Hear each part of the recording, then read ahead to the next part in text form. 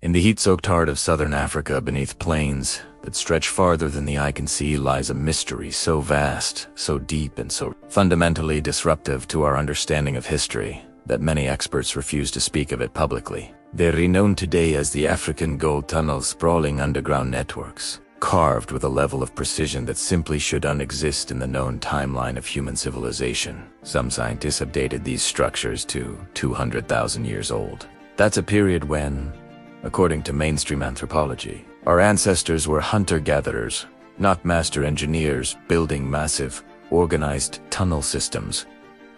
Yet here they are, carved, structured, and unmistakably intentional. What or who built the African gold tunnels?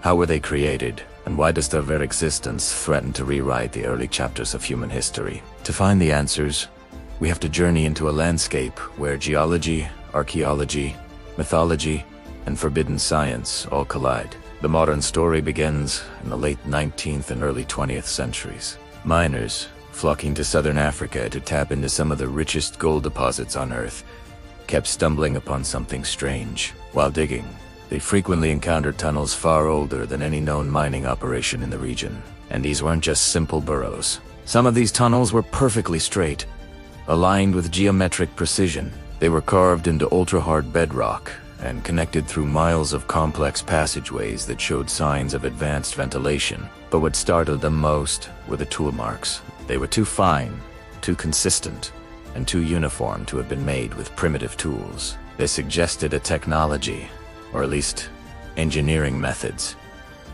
far beyond what early humans were believed capable of. At first, the miners just assumed these tunnels were built by older, forgotten regional tribes. But when geologists started dating the surrounding rock layers, the story changed dramatically. Some of these tunnels were estimated to be older than 100,000 years, a number so massive that even today, it sits like a thorn in the side of conventional archaeology. This is where the real conflict begins, a clash between two major fields of science. On one side, you have the geologists. They argue that southern Africa's gold fields are among the oldest on the entire planet. The rock layers themselves are billions of years old, and the disturbances within these layers of the tunnels indicate activity that is extremely ancient. They see the physical evidence in the rock and say, this is incredibly old. On the other side, you have the archaeologists. They counter that humans simply did not possess the ability to mine at this scale over 100,000 years ago.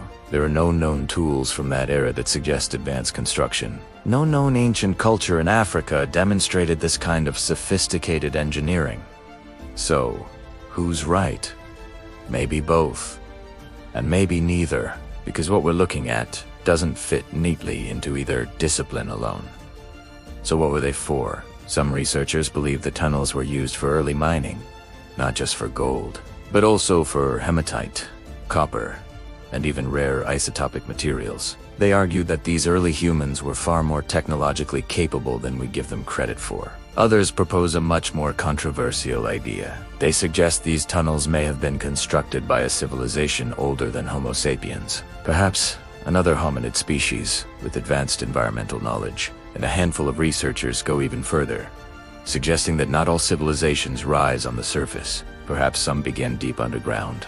The engineering challenges alone are baffling. The architecture of these tunnels demonstrates impossible precision. First, there's the structural stability. The walls are carved so evenly that collapses are nearly impossible, even after millennia. Then there's the geometric layout, perfectly straight lines that run for long distances, meeting at precise angles. We also see evidence of complex ventilation systems, narrow shafts designed to bring fresh air deep underground. This is a design feature not seen again until much later in human architecture. And most perplexing of all is the hard rock penetration. Some tunnels go straight through materials that even today would require industrial-grade drills. How could ancient miners or prehistoric humans carve through this? This is one of the central mysteries that leaves experts speechless. When we turn from science to mythology, the mystery only deepens. Across many African cultures, legends speak of a race known as the Abantu Bafilakalu, which translates to the hidden people. They are also called the First Ones, or the Star Teachers. These beings are described as tall, powerful, and deeply spiritual, with a profound connection to the Earth's underground realms and an encyclopedic knowledge of minerals. Some traditions even explicitly claim they lived beneath the Earth before the rise of our own tribes. Are these legends just symbolic stories, or could they be fragmented, ancestral memories of an ancient, lost culture that literally lived below ground? But the single most destabilizing aspect of the African gold tunnels is their proposed age. Somewhere between 100,000 and 200,000 years old. At that time, according to mainstream models of human history, we were simple hunter. Civilizations didn't exist. Large-scale mining was unheard of. Advanced engineering was impossible. And yet, the tunnels exist. This is where the academic controversy truly intensifies. Some archaeologists reportedly refuse to even date the sites because the implications would be world. If humans or another intelligent species built these tunnels, then civilization on Earth is far, far older than we have ever been taught. As if the tunnels weren't strange enough, there's the sound frequency mystery. Inside certain chambers, an odd acoustic phenomenon has been discovered. These chambers resonate at a frequency of 111 Hz. This specific frequency is often associated with meditation, altered states of consciousness, and is found in the architecture of other ancient, sacred sites around the world.